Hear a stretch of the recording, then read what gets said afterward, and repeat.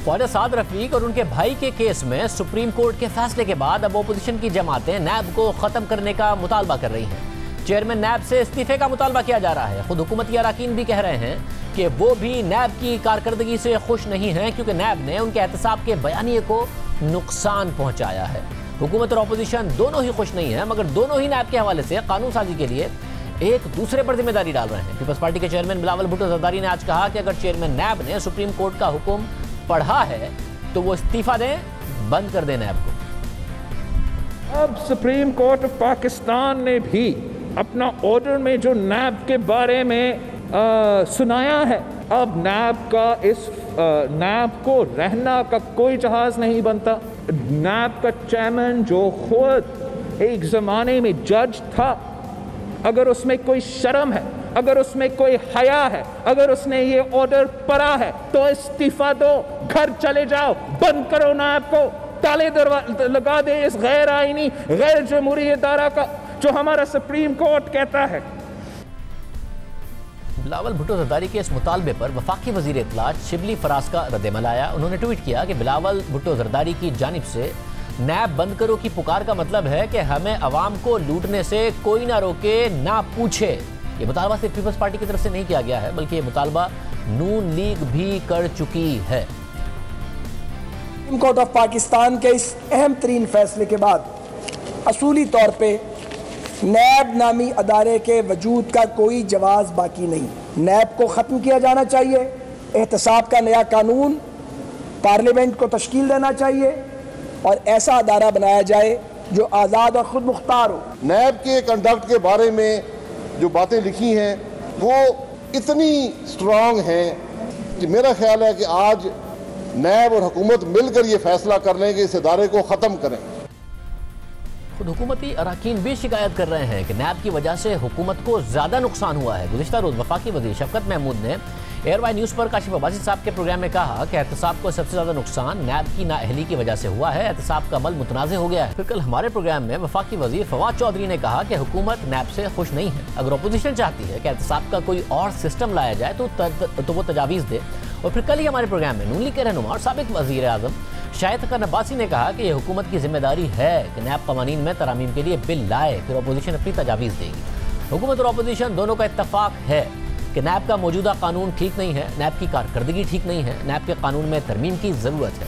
कानून साजी अरकान पार्लियामेंट ने करनी है, क्योंकि सुप्रीम कोर्ट हो या हाई कोर्ट्स हो, दोनों ही अपने कई फैसलों में नैब के कानून, नैब के किरदार, नैब की गिरफ्तारियों पर कानूनी तहफ़्फ़ुज़ात का इजहार कर चुकी हैं।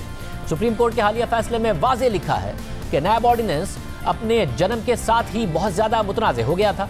बड़े पैमाने पर तासुर है कि जो ताकत में होते हैं नैब को एक टूल के तौर पर जुल्म और सियासी मुखालिफिन से इंतकाम लेने के लिए इस्तेमाल करते हैं।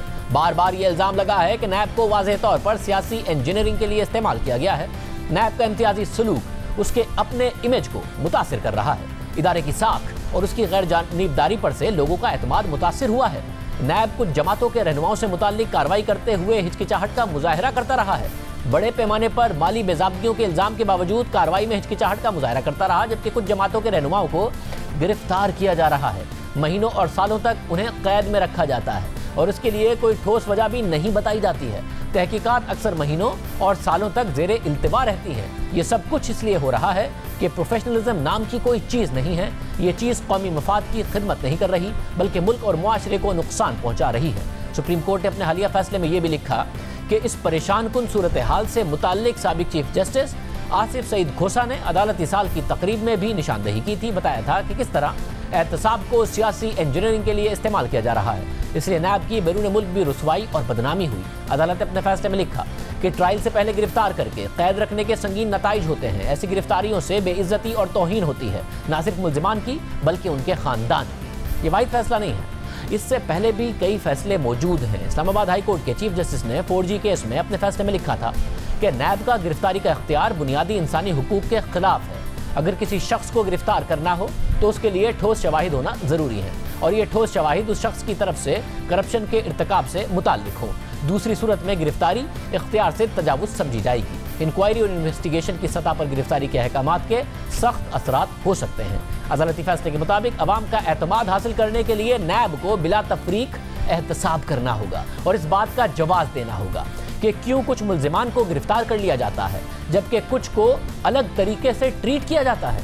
इसी तरह LNG केस में इस्लामाबाद हाई कोर्ट ने न सिर्फ नैब की गिरफ्तारी के अख्तियार पर सवालात उठाए बल्कि नैब की कारकर्दगी पर भी तहफ़्फ़ुज़ात का इजहार किया। अदालत ने लिखा कि रिपोर्ट में कौमी खजाने को पहुंचने वाले नुकसान के हवाले से जो अदाद शुमार पेश किए गए वो कयास आराई पर मबनी हैं। नैब ने यह वजाहत भी नहीं दी कि दरख्वास्त गुजार ने ऐसा क्या अमल किया जिसे मुजरिमाना अमल करार दिया जाए। नैब ने स्टैंडर्ड प्रैक्टिस पर करप्शन और करप्ट प्रैक्टिस करार दे दिया। वाइट कॉलर क्राइम की तहकीकात के लिए खास महारत की जरूरत होती है जो इस तहकीकात के दौरान नजर नहीं आई। ऐसा कुछ भी रिकॉर्ड पर नहीं जिससे पता चलता हो कि इंक्वायरी और तफ्तीश के दौरान डेटा के पेशावराना तज्जिए की कोशिश की गई है। नैब के स्पेशल प्रोसिक्यूटर और तफ्तीशी अफसर हमें मुतमईन करने में नाकाम रहे। अदालत ने लिखा कि नैब की टीम ऐसा कोई भी मवाद पेश नहीं कर सकी जो दरख्वास्त गुजार की कैद का जवाब फराहम करती हो। आइन के तहत दी गई बुनियादी हुकूक की जमानत और नैब की तरफ से इख्तियारात से तजावुज़ को नज़रअंदाज नहीं किया जा सकता। हमारे सामने जो केस है वो बुनियादी इंसानी हुकूक की खिलाफ वर्जी की आला मिसाल है। LNG केस में नैब का जवाब और हमारे सामने लाया गया रिकॉर्ड वाइट कॉलर क्राइम में नैब की काबिलियत का सबूत है। अदालत ने आगे लिखा कि वाइट कॉलर क्राइम में किसी भी शख्स की गिरफ्तारी के लिए ठोस वजूहात का होना जरूरी है, खासतौर पर उस वक्त जब मुल्जिम तहकीकात में ताउन कर रहा हो या उसके फरार ना होने का खदशा हो। इन हालात में दरख्वास्त गुजार को कैद में रखना उसे सजा देने के बराबर है। इसी तरह लाहौर हाई कोर्ट ने शहबाज शरीफ के खिलाफ आशियाना केस में नैब की कारकर्दगी पर सवालात उठाए। उस अदालती फैसले के मुताबिक 1 इंच भी सरकारी जमीन किसी के नाम पर मुंतकिल नहीं हुई। नैब ने दावा किया कि उस मंसूबे के 61,000 मुतासरीन हैं जिन्हें शहबाज शरीफ ने माली नुकसान पहुंचाया, मगर एक भी मुतासरा शख्स शहबाज शरीफ के खिलाफ नैब के सामने पेश नहीं हुआ। बादियुन नजर में इस केस में कोई एक भी मुतासरा शख्स नहीं है क्योंकि किसी भी शख्स की तरफ से प्लॉट की अलॉटमेंट की मद में कोई पैसा वसूल नहीं किया गया। अदालत ने अपने फैसले में लिखा कि नैब की पेश की गई दस्तावेजात से इख्तियारात का नाजायज इस्तेमाल साबित नहीं हुआ। इसी तरह अदालत ने रमजान शुगर मिल्स केस में भी नैब की कारकर्दगी पर सवाल उठाए। लाहौर हाई कोर्ट ने अपने फैसले में लिखा था कि हमें समझ में नहीं आया कि अगर नैब का केस मजबूत है तो फिर वो क्यों दस्तावेजात के सरसरी जायजे से खौफजदा है। अदालत ने लिखा कि बादियुन नजर में मंसूबे की मंजूरी और उस पर अमल कानून के मुताबिक हुआ। नैब का एतराज ये है कि जिस इलाके में नाले की तामीर का हुक्म दिया गया इस इलाके में शहबाज शरीफ के बेटे की शुगर मिल है, इसलिए ये मंसूबा अवामी फलाह का नहीं है बल्कि इसका मकसद दरख्वास्त गुजार के बेटे को फायदा पहुंचाना है। अगर नैब की इस वजह को दुरुस्त करार दे दिया जाए तो इसका मतलब होगा कि नैब को लाइसेंस है और लामहदूद इख्तियारात दे दिया जाए कि वो किसी भी रुकने पार्लियामेंट के खिलाफ तरक्याती मंसूबे की तामीर पर रेफरेंस दायर कर दे। इस तरह से मुल्क में अफरा तफरी पैदा हो जाएगी और अरकान असेंबली अपने इलाके में कोई तरक्याती काम ही नहीं करा सकेंगे, और अगर वो ऐसा करेंगे तो उन्हें हमेशा नैब से खतरा रहेगा। हम अरकान पार्लियामेंट को नैब के रहमो करम पर नहीं छोड़ सकते, इसलिए बादियुन नजर में केस के हवाले से ठोस शवाहिद होने चाहिए। केस सिर्फ मफरूजों पर कायम नहीं किया जा सकता। अदालत लिखती है कि इसलिए हम इस हवाले से नैब की कार्रवाइयों की हौसला अफजाई नहीं कर सकते। इसी तरह साफ पानी केस में लाहौर हाई कोर्ट ने अपने फैसले में लिखा कि बादियुन नजर में इस केस में दोनों दरख्वास्त गुजारों ने कोई गैर कानूनी काम नहीं किया। तमाम कार्रवाइयां कानून और उसूलों के मुताबिक थी। रिकॉर्ड में ऐसा कुछ नहीं कि जिससे ये तासुर भी मिलता हो कि राजा कमरुल इस्लाम और वसीम अजमल ने कोई भी काम बोर्ड ऑफ डायरेक्टर्स की इजाजत के बगैर किया। बादियुन नजर में लगता है कि नैब की दोनों दरख्वास्त गुजारों के खिलाफ कार्रवाई बदनीयती पर मबनी थी। लाहौर हाईकोर्ट ने तहरीक इंसाफ के रहनुमा सिप्तैन खान के केस में लिखा था कि नैब ने 2013 में इस मामले की इंक्वायरी बंद की और कहा कि कौमी खजाने को कोई नुकसान नहीं पहुंचा क्योंकि पंजाब हुकूमत ने ठेका मंसूख कर दिया था। फिर 2018 में चेयरमैन नैब ने इंक्वायरी किए बगैर ही केस दोबारा से खोल दिया। हैरानकुन बात यह है कि रिकॉर्ड पर कोई नई बात सामने नहीं लाई गई, कोई नया सच खोद कर नहीं लाया गया, लेकिन डीजी नैब के खत के बाद ये इंक्वायरी साबका इल्जामात पर खोल दी गई। चेयरमैन नैब ने अपनी राय कायम नहीं की, ना ही माजी में इंक्वायरी बंद करने के जिम्मेदार का तयन किया गया।